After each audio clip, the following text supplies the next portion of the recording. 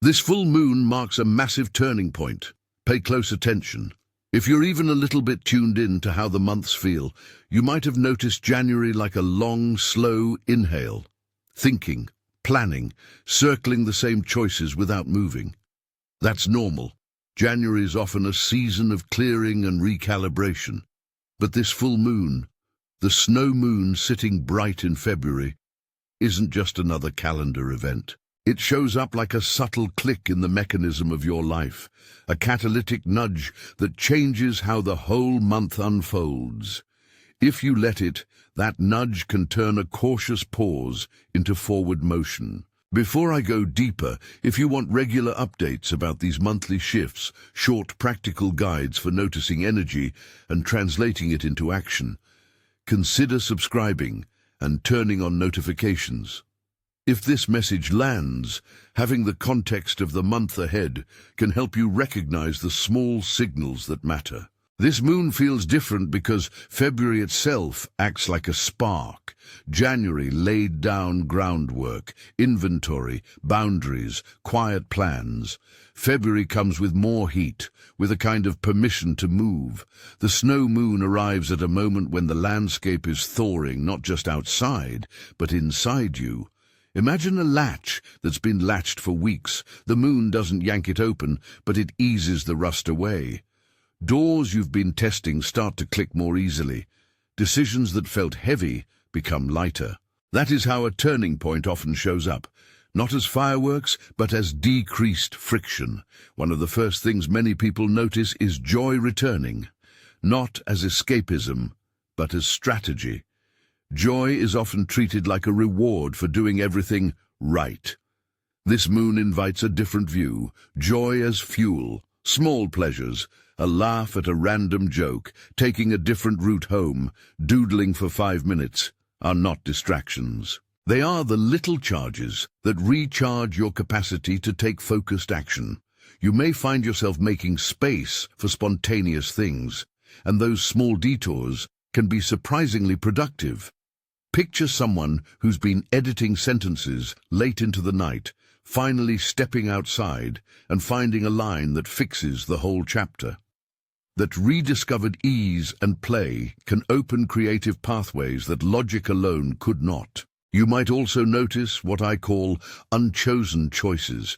These are moments where life appears to be moving you rather than you forcing a path. A meeting gets scheduled that somehow fits.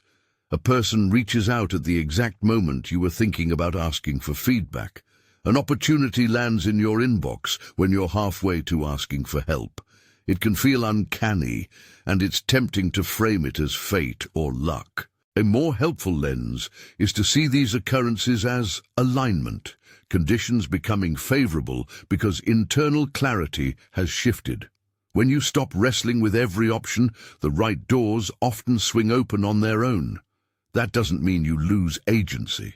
It means the heavy lifting has already been done inside you, the sorting, the priorities, the quiet eliminations, and the external world is simply responding. Attention recalibration is another signature of this time. After weeks of distraction and analysis, your inner filter sharpens. You will probably find yourself naturally losing interest in shallow stimuli and being drawn toward things that feed you. Maybe you stop scrolling a little earlier, not because you forced it, but because the content no longer holds your curiosity. Maybe you find yourself choosing conversations that actually matter instead of endless small talk that leaves you tired. This is practical and testable. Notice whether you're more selective with your time and whether it feels easier to say no. That selectivity is not scarcity. It's preservation of energy for projects, people, and practices that deepen your life. Buried or dormant competencies are likely to resurface too. The skills you've accumulated, not always the loud, headline ones, but the steady, quiet ones, begin to feel useful again. Maybe that's an ability to write clear emails, to hold a meeting with compassion, to sculpt a schedule that works. You might respond with confidence to a situation that previously would have knocked you sideways. This shift often looks like instinctive clarity. You don't always need to run through a spreadsheet of pros and cons. You sense the better path and act. For many, that's a relief rather than a risk. It's a moment where accumulated experience meets readiness. Relationships recalibrate under this moon as well. People enter and leave in rhythms that feel timely. You can expect certain conversations to land with more depth. A casual network connection might need nothing more than one good conversation to become a collaboration. You may meet someone who fits the next phase of your life simply because you're standing in a slightly different place emotionally, more open, less defensive. That doesn't mean every encounter is destiny. Rather, the filtering quality of the month makes it more likely that connections will be purposeful. Pay attention to ease in conversation. If a chat suddenly feels effortless, that's a green light worth noting. One image that often helps is the difference between driving with fogged windows and driving with a clear windshield. January felt like fog. Everything seemed more uncertain because visibility was low. The snow moon acts like a defroster, not a full sunny day, but enough clarity to see lanes, exits, and green lights. You'll still need to steer. The moon does not take the wheel, but when visibility improves, you can respond faster, with less second-guessing. Let me give you a few small scenes so you have something concrete to watch for. Picture someone named Maya. In January, she revisited the same options for a project, but couldn't pick a direction. Under this full moon, she stops drafting plans and starts sending one small prototype to people she trusts. The feedback is quick and useful. The prototype shows her which path feels alive. Or imagine David, who's had a friend on the periphery for months. One seemingly casual lunch turns into a partnership conversation that makes both their projects easier. Or Anna, who suddenly feels able to speak a boundary with a colleague, not with aggression, but with quiet confidence. And the response is respectful and clarifying. These aren't miracles, they are shifts that often happen when internal resistance eases and alignment becomes possible. Here's a short sign to watch for in the next 48 hours. A conversation that used to be awkward becomes simple. If that happens, don't dismiss it. Note what the conversation was about, who initiated, and what felt different inside you. That's a micro-indicator of the larger turning point. It helps to understand why the head-led paralysis of January gives way to a heart-led clarity now. January's tendency is to evaluate endlessly, options multiplied, what-if swelling, until decision becomes paralyzing. The snow moon invites a different kind of intelligence, one that uses feeling as data. Feeling is not the opposite of reason, it is a type of information. When you pair brief reflection with a felt sense of what aligns, choices often land more decisively. That doesn't mean you never think things through. It means you weigh both the evidence and the embodied sense of fit. For many, that is enough to act. Alongside this, there's usually a reduction in friction. You may notice fewer obstacles that once felt immovable. That reduction doesn't guarantee everything will be effortless. We still meet resistance sometimes, but the pattern changes. Tasks and conversations that once required heavy persuasion can suddenly proceed with natural momentum. That's the green lights metaphor, sequences of small, favorable signs that make forward movement more probable. When these green lights appear, try a small test. Take one next step that costs little but advances the project. It could be sending an email, saying yes to a short meeting, or making a neat outline of an idea. The goal is to translate the moon's momentum into habitually constructive action. Pay attention to your internal language when opportunities arrive. If your first impulse is skepticism, ask yourself where the skepticism is coming from. Is it protective? Is it habit? Protection is useful. Habitual caution can be a break. In those moments, a brief check-in helps. Breathe for a beat, notice the physical feeling, and ask one question. What is the simplest next step that honors this possibility and keeps me safe?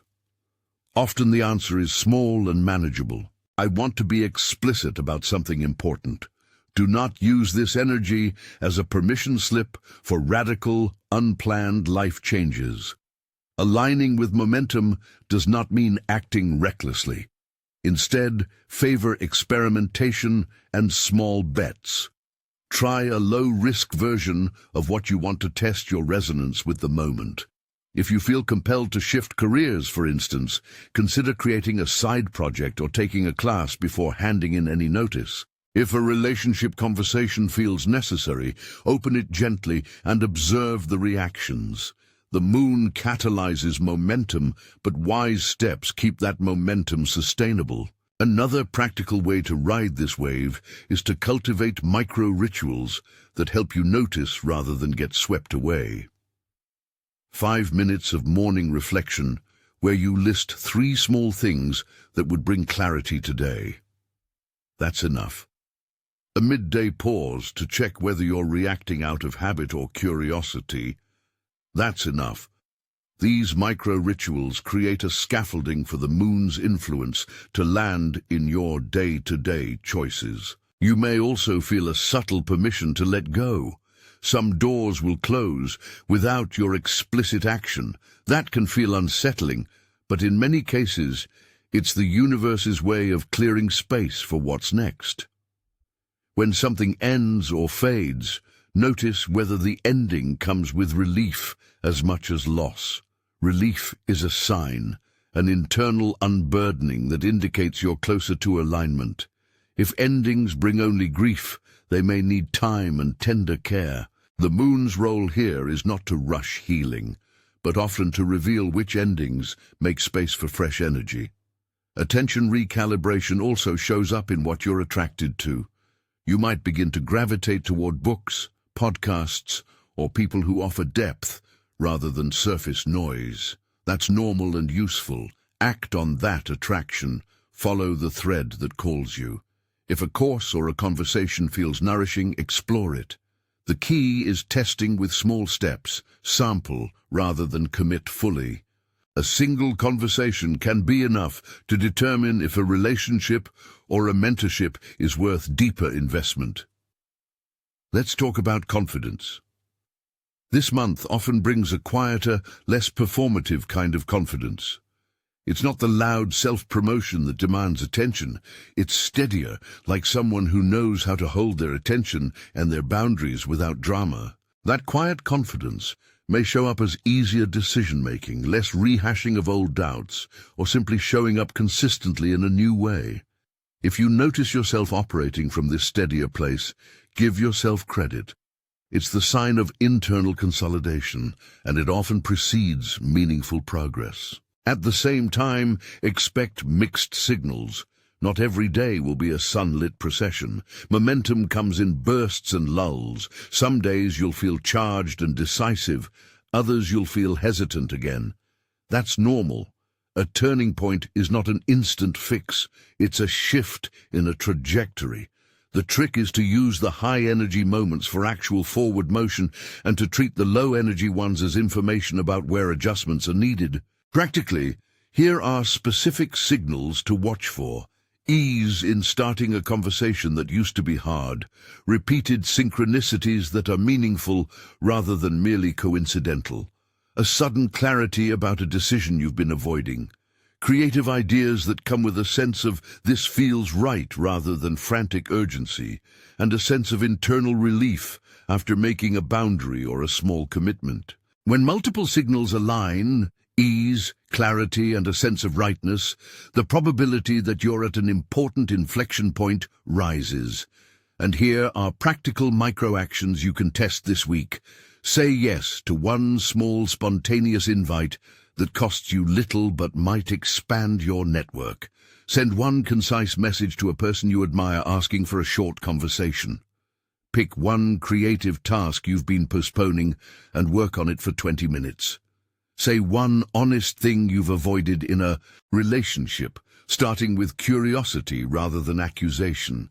Keep these actions small and testable. They help you translate the moon's momentum into tangible outcomes without reckless leaps. One way to keep this grounded is to treat momentum like a shared project between your intuition and your discernment. Let your intuition notice the doors, the ease, the green lights. Use discernment to evaluate safety, sustainability, and fit. When those two faculties cooperate, you move with both grace and responsibility. That cooperation often produces the most satisfying changes because they are both inspired and practical. As the month progresses, watch for collaborative momentum. You might find projects that previously felt solitary become collective efforts. This is the time to be open to others who bring complementary skills rather than duplicate strengths. Collaboration under this moon often arrives through timely conversations rather than forced networking. An offhand remark at a meetup could lead to a shared idea that accelerates work. Notice the ease in which collaboration starts. If it feels mostly frictionless, that's a signal to explore. There's also an emotional tone to expect. Less analysis paralysis, more curiosity. Curiosity is a low-stakes engine of action. When curiosity leads, you experiment. When fear leads, you freeze. So when you feel more curious than fearful, use that as permission to act in small ways. Try an experiment and treat the outcome as feedback, not final judgment. It's worth making space for rest, even as momentum returns. Movement and rest are not opposites, they are partners. When you give yourself short periods of recuperation, a walk that clears the head, a weekend where you turn down new commitments, you ensure that the energy you do spend is sustainable and joyful. That's especially important when momentum speeds up. Depleted energy turns momentum into burnout, whereas replenished energy turns it into progress.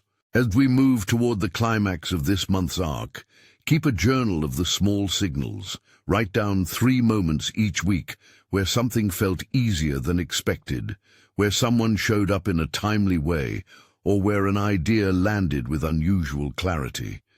Over time, that record becomes proof you can return to when doubt creeps in.